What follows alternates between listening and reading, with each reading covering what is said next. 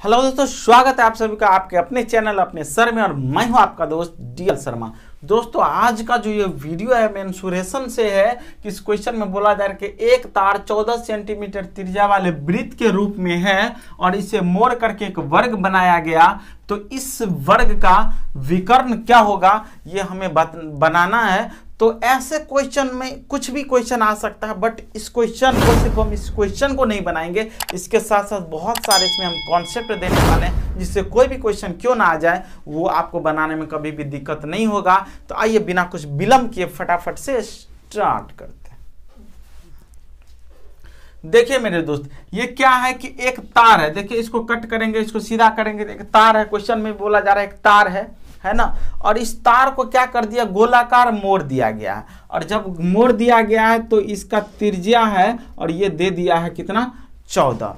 और जब त्रिज्या दे दिया तो हम तो कुछ भी निकाल सकते हैं, क्षेत्रफल परिधि जो भी बोला जाए वो निकाल सकते हैं। लेकिन यहाँ पर एक बात सीखिएगा मेरे दोस्त, हमें क्या करना है, तो यहाँ पर मोड़ करके वृत्त बनाया गया है और इसी वृत्त को, इसी तार को अब सीधा करके और इसको फिर मोड़ मोड़ करके क्या कर दिया गया, तो एक वर्ग के रूप में इसी तार को बना दिया गया।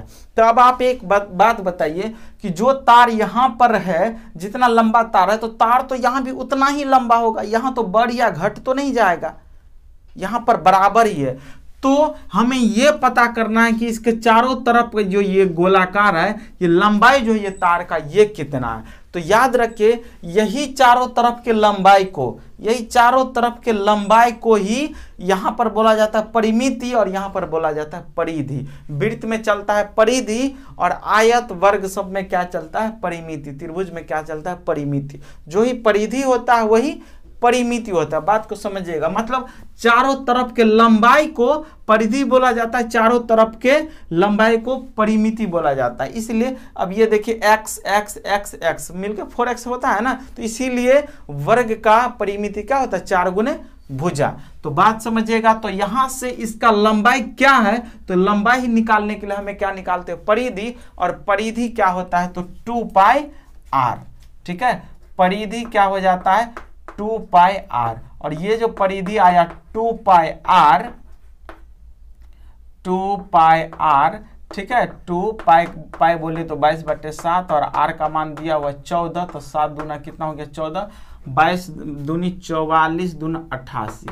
ये कितना आया, 88 सेंटीमीटर आया ना। और ये जो 88 सेंटीमीटर आया, ये इसके चारों तरफ की लंबाई आया कि 88 सेंटीमीटर लंबा तार। और जब इसको मोड़ करके एक वर्ग बनाया गया तो अब ये चारों तरफ का लंबाई जो है ये तार का, ये भी 88 ही रहेगा। और इस केस में हमें बोला क्या जा रहा है, हमें विकर्ण निकालने को बोला जा रहा है। लेकिन विकर्ण तब आएगा जब हमारे पास इस वर्ग का क्या हो, भुजा पता चल जाए। भुजा पता चल गया तब तो आप क्षेत्रफल बोले, परिमिति बोले, विकर्ण बोले, कुछ भी बोले निकाल सकते हैं। हमें भुजा निकालना है। तो हमें तो ये पता चल गया कि इसके चारों तरफ की लंबाई कितना है, 88। और ये 88 क्या होता है, वर्ग की परिमिति। वर्ग की परिमिति, वर्ग की परिमिति, परिमिति बराबर क्या होता है, 4 गुने भुजा होता है ना। और परिमिति हमें इत्तेफाक से यहाँ पता चल गया कितना, 88। ठीक है, तो 4 गुने भुजा। और जब हमें भुजा चाहिए तो ये 4 से क्या करना होगा, डिवाइड करना होगा। तो भुजा बराबर 88/4। और जब इसमें भाग देंगे तो ये कट के कितना आएगा, 22, मतलब 22 सेंटीमीटर। ठीक है, और क्या यही आंसर हो गया। तो हमें तो सिर्फ निकला भुजा और हमें चाहिए क्या, विकर्ण। ठीक है, तो विकर्ण बराबर क्या होता है, √2 गुने भुजा। तो √2, अब भुजा अभी गरम निकाले कितना, 22। तो गुना कर दीजिए 22। तो ये क्या आ जाएगा, थोड़ा पहले आ जाएगा, मतलब 22√2 सेंटीमीटर। ये जो आया, ये पूरा का पूरा आंसर आया हमें ये वाले क्वेश्चन का।